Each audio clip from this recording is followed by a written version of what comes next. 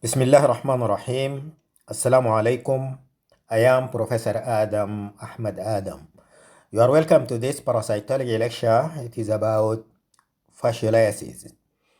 Fascioliasis is a parasitic disease. It is zoonotic, caused by Fasciola species, Fasciola hepatica and Fasciola gigantica.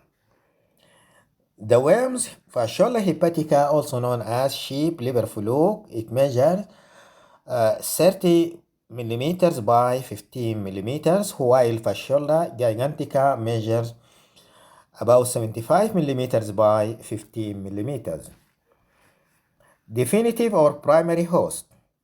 Fasciola hepatica and Fasciola gigantica are primary parasites of ruminant, domestic and wild.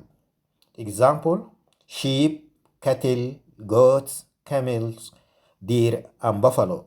Human is also a definitive host.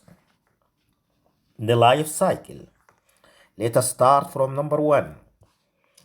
The definitive host, being a ruminant or a human being, passes eggs, unembryonated eggs in stool, and if this takes place in water, the eggs become embryonated and then they hatch, releasing miracidia. The miracidia swim in water and they penetrate the body of the first intermediate host, which is the snail. And in the snail, they develop into different developmental stages, starting from sporocyst, redi, and ultimately cercari. The cercari, they come out of the body of the snail in water, they swim for some time, and they become encysted in the second intermediate host, which is a water plant, mainly watercress, and maybe other uh, substrate there. And then the infection, and when they are encysted, they are known as metacercari. So the infected stages are the metacercari encysted in the water plant. The infection takes place by ingestion of raw or undercooked uh, water plant.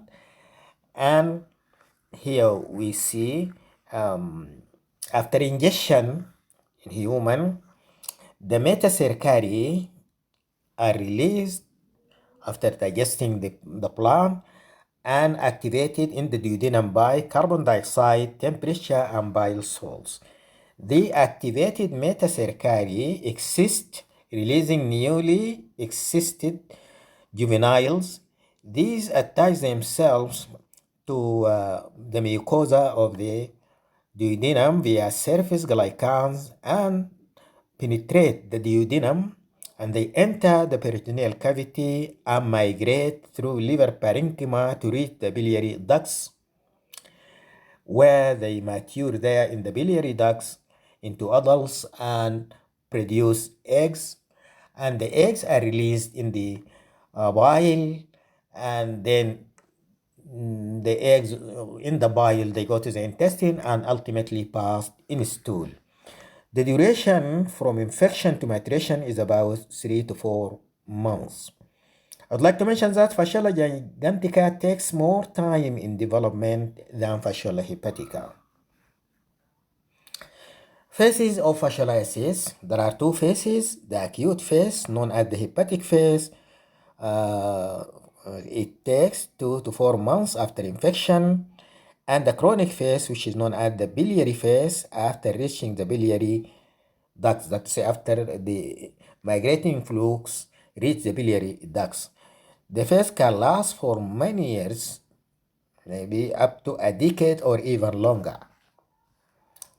So here the acute phase, the hepatic phase, in this phase, the immature flukes invade the liver parenchyma, and last, as I have just said, 2 to 4 months, it leads to hepatic necrosis. So the liver cells will be necrotic or they die while the flukes are migrating in the liver.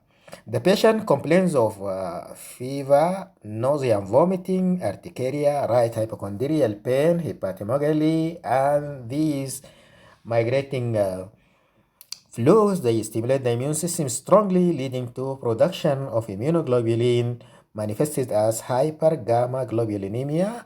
The patient will be anemic, and there is marked xenophilia in the blood. The chronic phase, known as the biliary phase, it occurs after the flukes reach the biliary ducts and become fully mature. During this phase, the flukes, number one, produce eggs, and number two, they work on the immune system to change it to a way so as to make their survival easy. So modulate the immune system to survive without causing damage to the host. The phase is characterized by modulation of the immune response. So here the eosinophilia resolves and the high level of the cytokines drop. The patient complains of biliary colic, intermittent jaundice, epigastric pain, nausea, fatty, food intolerance, cholangitis, and cholecystitis. And you see here in this figure, you can see the different points where the parasites modulate the immune system. Ectopic fascioliasis.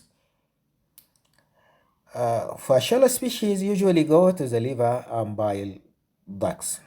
However, larval flukes can also migrate to ectopic sites, that to say other than the liver and biliary ducts, such as the pancreas, lungs, subcutaneous tissue, genitourinary tract, eyes, or brain, so different areas in the body. The fasciole flukes at the ectopic site may or may not mature into adult worms. If they do not mature, they remain subadult and can emerge through the skin in some cases. Pseudofascioliasis. And this is actually not a disease, so it is a detection of fasciole eggs in stool because of recent ingestion of contaminated liver containing the non-infective eggs.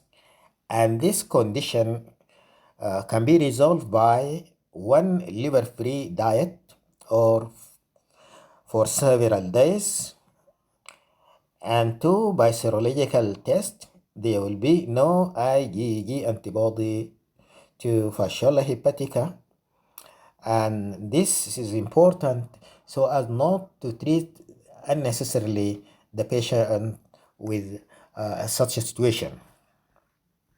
Diagnosis, clinical assessment, then laboratory investigations, the specimens to be collected, stool, duodenal, or biliary aspirates, and then these specimens can be visualized microscopically to find the eggs. The egg is an oval shape with an operculum at one pole. From egg production occurs approximately 3 to 4 months after infection. Then the serological test to detect IgG antibodies against Fasciola antigens. And antibodies become detectable 2 to 4 weeks after infection. Then the imaging technique, ultrasonography, computerized axial tomography, magnetic resonance imaging, and also endoscopic retrograde cholangiopancreatography. Histological examination of a biopsy specimen of the liver or other pertinent tissue. The treatment, triclabendazole, this is a drug of choice. It kills all stages of the worm. It kills immature and adult Fasciola species. The dose, two doses, each one is 10 milligram per kilogram body weight given 24 hours apart. Prevention, avoidance of eating raw vegetables, especially watercress, in incriminated livestock grazing area, as you see here in the picture. Then to avoidance of areas with poor sanitation that can have contaminated food and water. 3, treatment of affected animals and also patients, human patients. 4, reduction of intermediate host snail population. And I'd like to mention that there is no vaccine against this disease. By this, the lecture is over. I hope that it is understandable and I wish you all the best.